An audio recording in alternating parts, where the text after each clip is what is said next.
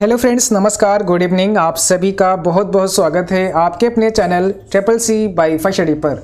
आज की इस क्लास में 9 फरवरी ट्रिपल सी एग्जाम में पूछे गए 27 मोस्ट इंपॉर्टेंट क्वेश्चन करेंगे।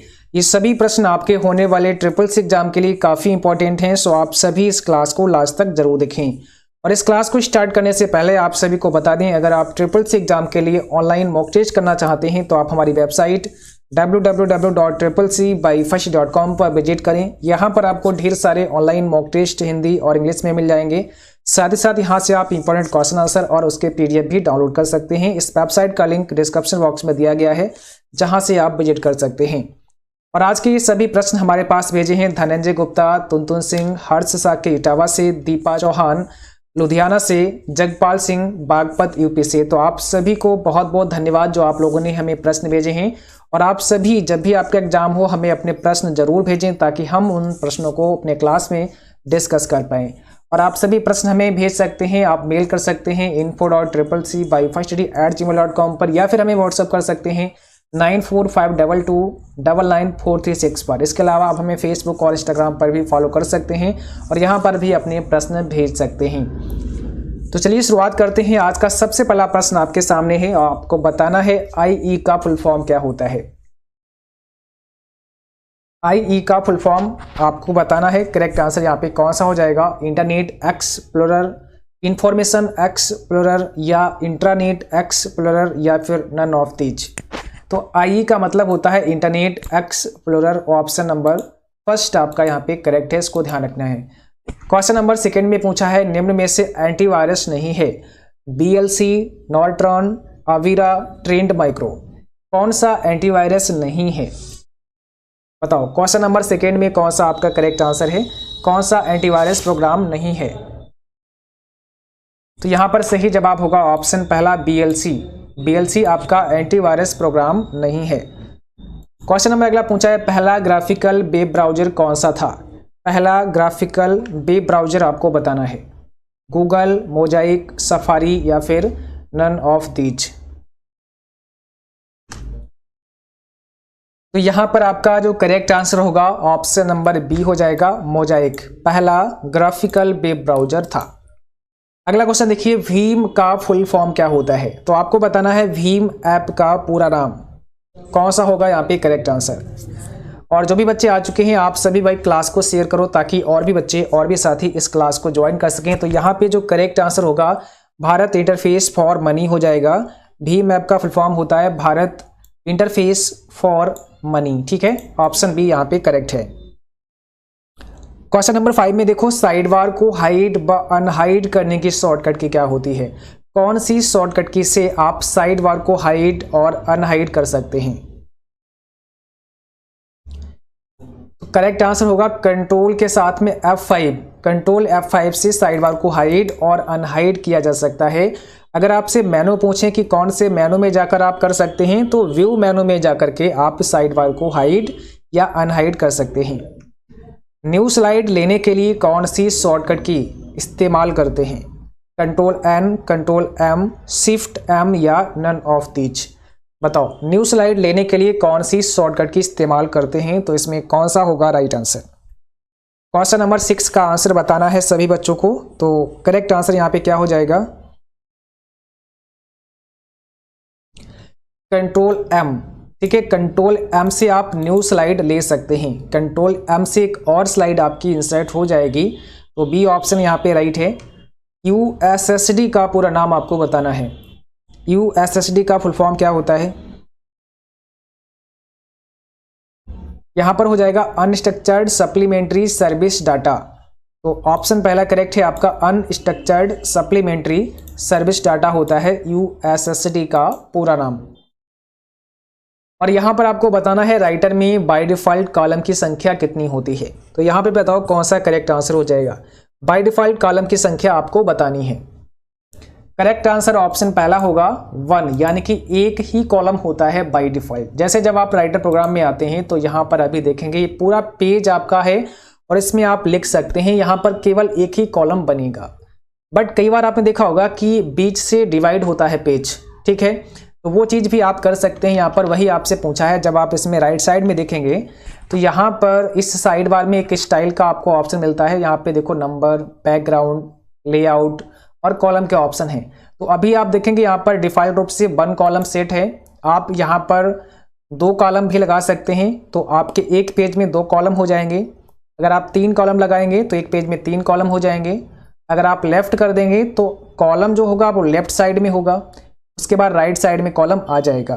तो आप यहाँ पर एक से ज़्यादा भी कॉलम लगा सकते हैं। जैसे अगर आपने हमारा ई बुक लिया है तो हमने अपनी ई बुक में 2 कॉलम लगा रखे हैं, एक ही पेज पर 2 कॉलम हैं, ठीक है। तो इस प्रकार से आप यहाँ पे सेट कर सकते हैं।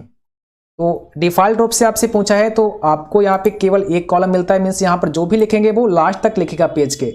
और वैसे क्या होता है, जब लिखते हैं तो पेज के लास्ट तक नहीं लिखता है, बीच तक लिखता है। मतलब 1 कॉलम लिख जाएगा, उसके बाद फिर नेक्स्ट कॉलम में शुरुआत होगी लिखने की।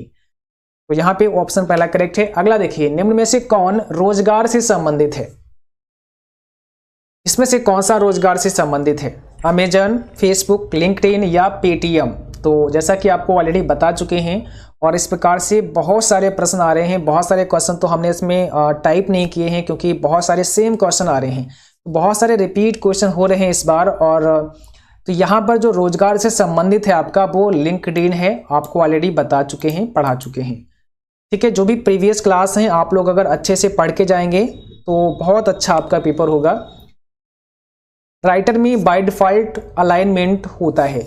मीन्स राइटर में बाय डिफ़ॉल्ट अलाइनमेंट होता है सेंटर, लेफ्ट, राइट या जस्टिफाई। तो जब भी आप कुछ लिखते हैं उसका जो अलाइनमेंट होता है वो लेफ्ट होता है। तो ऑप्शन बी हो जाएगा, है ना। अलाइनमेंट कहाँ होगा? बाय डिफ़ॉल्ट लेफ्ट होता है, बाकी आप अपनी इच्छा अनुसार कर सकते हैं। इंटरनेट प्राप्त करने के लिए किससे संपर्क करना चाहिए? गूगल, ISP, ब्राउजर या FTP? इंटरनेट प्राप्त करने मीन्स इंटरनेट कनेक्शन प्राप्त करने के लिए यहाँ पे ये क्वेश्चन है, ठीक है। किससे संपर्क करना चाहिए? ISP, इंटरनेट सर्विस प्रोवाइडर से।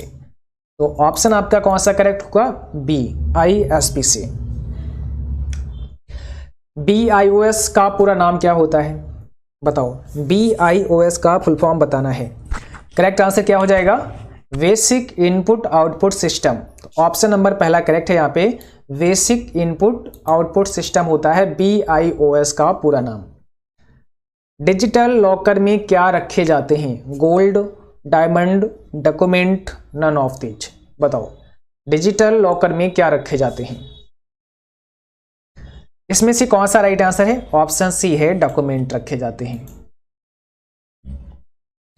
वेब पेज के प्रथम पेज को क्या कहते हैं? जो वेब पेज होता है, जो वेबसाइट का पेज होता है, उसका जो पहला पेज होता है उसको क्या कहते हैं? फर्स्ट पेज कहते हैं, होम पेज कहते हैं, मेन पेज कहते हैं या नन ऑफ दीज? तो जो वेबसाइट का प्रथम पेज होता है उसे होम पेज के नाम से जानते हैं, ठीक है। पहला पेज होम पेज।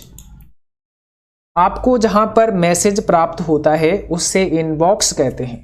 यानी कि जहां पर आपको मैसेज प्राप्त होता है, रिसीव होता है, उससे इनबॉक्स के नाम से जानते हैं। उस फोल्डर को, उस बॉक्स को इनबॉक्स के नाम से जानते हैं। तो बिल्कुल करेक्ट है, ऑप्शन पहला यहाँ पे सही हो जाएगा। क्वेश्चन नंबर नेक्स्ट में क्या पूछा है? POP का पूरा नाम पोस्ट ऑफिस प्रोटोकॉल है। बताओ इसमें कौन सा करेक्ट आंसर होगा? POP का जो फुल फॉर्म है, पूरा नाम है, वो पोस्ट ऑफिस प्रोटोकॉल है। इसमें आपको राइट आंसर बताना है। तो बिल्कुल सही है, ऑप्शन पहला करेक्ट हो जाएगा। POP का फुल फॉर्म है पोस्ट ऑफिस प्रोटोकॉल। OTP का पूर्ण रूप क्या होता है? फुल फॉर्म बताना है। OTP का पूरा नाम आपको बताना है। तो इसमें से कौन सा करेक्ट आंसर हो जाएगा? One time password. OTP one time password हो जाएगा। और यहां पर आपसे पूछा है ब्लूटूथ नेटवर्क है, किस प्रकार का है? बैन है, लैन है, पैन है या नन ऑफ दीज? बताओ इसमें से कौन सा आपका राइट आंसर होगा? ब्लूटूथ किस प्रकार का नेटवर्क है? तो एक पर्सनल एरिया नेटवर्क है। पैन हो जाएगा करेक्ट आंसर यहाँ पे, personal area network. Libre office impress में अधिकतम जूम 300% होता है। लिब्रे ऑफिस इम्प्रेस में जो मैक्सिमम जूम है वो 300% आप कर सकते हैं। मैक्सिमम की बात है, अधिकतम की बात है तो ये फॉल्स है, क्योंकि मैक्सिमम जूम आप वहां पर 3000% कर सकते हैं। मिनिमम जूम वहां पर केवल 5% कर सकते हैं। अगला क्वेश्चन देखिए, क्या इंटरनेट पर एक से अधिक ईमेल बना सकते हैं? हाँ, नहीं, केवल 2, केवल 5। क्या इंटरनेट पर एक से अधिक ईमेल आप बना सकते हैं? तो बिल्कुल बना सकते हैं, यानी कि ऑप्शन यहाँ पे पहला करेक्ट है। 20 में पूछा है, इंटरनेट बैंकिंग के माध्यम से आप एटीएम पिन बना सकते हैं। इंटरनेट बैंकिंग के माध्यम से आप एटीएम पिन बना सकते हैं, ट्रू एंड फॉल्स में बताना है। तो बिल्कुल सही है, इंटरनेट बैंकिंग के माध्यम से आप एटीएम पिन बना सकते हैं, ऑप्शन पहला यहाँ पे करेक्ट हो जाएगा। और 21 में आपको बताना है, ई कॉमर्स के लिए भारत में कौन सा वैध है? ई कॉमर्स के लिए भारत में कौन सा वैध है? करेक्ट आंसर करना है आपको, यहाँ पे कौन सा होगा सही जवाब।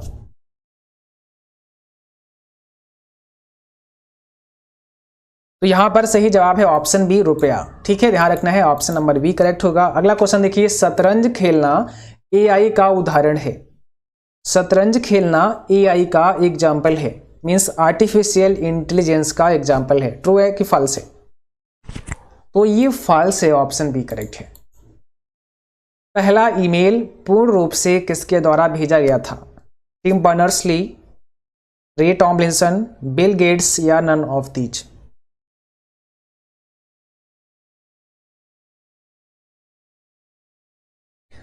तो करेक्ट आंसर है यहाँ पे रे टॉमलिंसन के द्वारा पहला ईमेल भेजा गया था। www का फुल फॉर्म आपको बताना है, क्या होगा 24 का सही जवाब? तो वर्ल्ड वाइड वेब वॉर्म हो जाएगा यहाँ पे करेक्ट आंसर, ऑप्शन नंबर पहला राइट है। मॉनिटर और प्रिंटर किस प्रकार के डिवाइस हैं? इनपुट, आउटपुट, स्टोरेज और नन ऑफ दीज? बताओ, मॉनिटर और प्रिंटर किस प्रकार की डिवाइस हैं? इसमें से कौन सा होगा राइट आंसर? मॉनिटर और प्रिंटर आउटपुट डिवाइस हैं, तो ऑप्शन नंबर बी करेक्ट है आपका, आउटपुट डिवाइस। 200 रुपए के नोट का रंग स्टोन ग्रे कलर का होता है, क्या ये सही है? 200 रुपए के नोट का रंग स्टोन ग्रे कलर का होता है, तो ये हो जाएगा फॉल्स। 200 रुपए के नोट का रंग स्टोन ग्रे कलर का नहीं होता है, ब्राइट येलो होता है, इसको ध्यान रखना है। तो ये आपका फॉल्स है। आरटीजीएस से मनी ट्रांसफर कर सकते हैं, ट्रू है कि फॉल्स? बताओ, आरटीजीएस से मनी ट्रांसफर कर सकते हैं? तो बिल्कुल कर सकते हैं, ऑप्शन नंबर पहला करेक्ट होगा। और आज की क्लास बस यहीं तक थी। उम्मीद करता हूं कि आप सभी को क्लास पसंद आई होगी। क्लास अच्छी लगी हो उसको लाइक करना, शेयर करना, और जो भी साथी चैनल पर पहली बार हैं आप सभी चैनल को जरूर सब्सक्राइब करें, साथ में बेल आइकन भी ऑन करें ताकि नोटिफिकेशन भी आप सभी को मिलता रहे। और जिन बच्चों का कल एग्जाम है, आप सभी को हमारी तरफ से best of luck, all the best. उम्मीद है कि आप सभी का एग्जाम बहुत अच्छा होगा। और जो भी प्रश्न आपको अपने एग्जाम में याद रहें आप हमें जरूर भेजें। प्रश्न आप हमें मेल कर सकते हैं या फिर व्हाट्सअप कर सकते हैं या फिर इंस्टाग्राम या फेसबुक पर भी भेज सकते हैं। आज के लिए बस इतना ही। Thanks for watching. Thank you. Good night to all. Bye bye.